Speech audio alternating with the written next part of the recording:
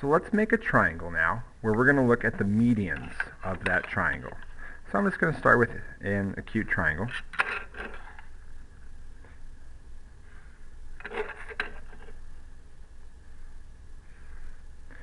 And my medians are going to be from the midpoint to the opposite vertex.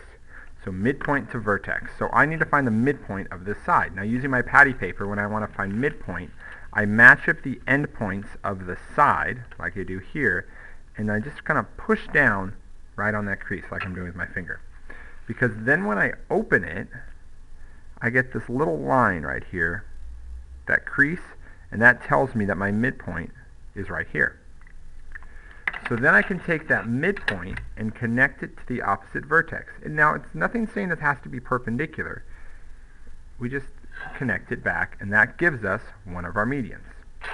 Now let's look at this side. I'm going to find the midpoint of it by matching up the endpoints and just push down on that point. When I open it up, I have the line there, my fold line, and it's going to match up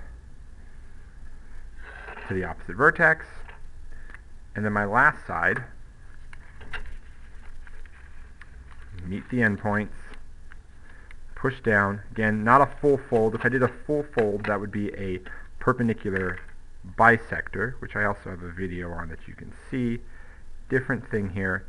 So there's my midpoint, and I connect it, and I get the point they have in common. The point of concurrency is what we call a centroid.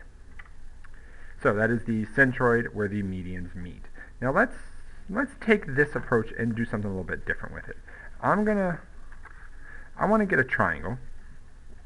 So I'm going to make a triangle on my piece of paper here. I know it's not patty paper, but we can still do something with this. So if I make a triangle, maybe with a pen that works,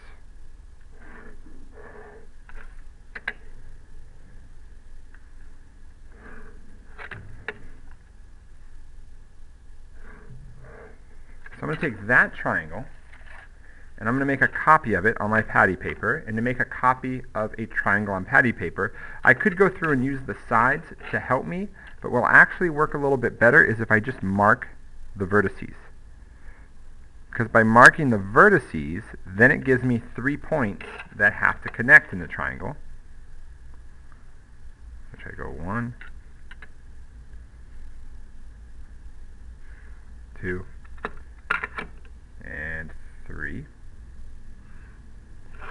So now I have the exact copy, and I'm going to go through and I'm going to find the medians of this triangle.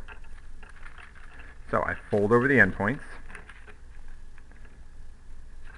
I match here, go to the other side, find the midpoint. So I guess I'm not really doing medians, I'm just going to find the midpoints, and we'll see why in a second.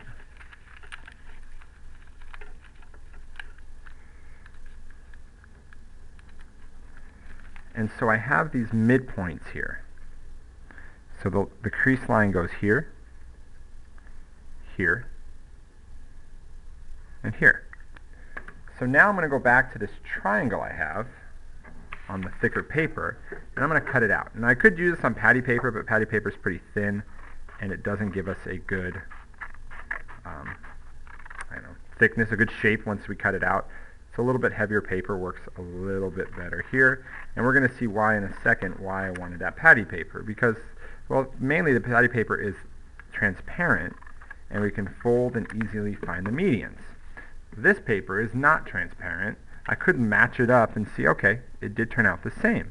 But then I see some of that overlap, and what I actually wanted that patty paper for was this. Because now I have where those fold lines were, where I drew those in. And those tell me where the midpoints of the sides were. So now that I have those, I can connect them to the vertex and draw the medians of the triangle. And I want to do this instead of folding this piece of paper, because what I want to do with it next, and we'll see why, I don't want a folded up triangle that's cut out.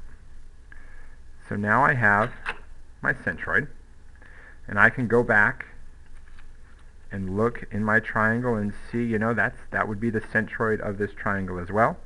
Let's take that triangle that's cut out, and what the interesting thing about a centroid is it's the center of the triangle. And you can sit there and you can balance, maybe, if you're not talking at it, you can balance the triangle on that point. So if I move the camera, I can see that that balancing point that I have is from the centroid. And this works on any triangle, whether it be acute, obtuse, or right. I match up that centroid and it can balance. You could even take a bigger triangle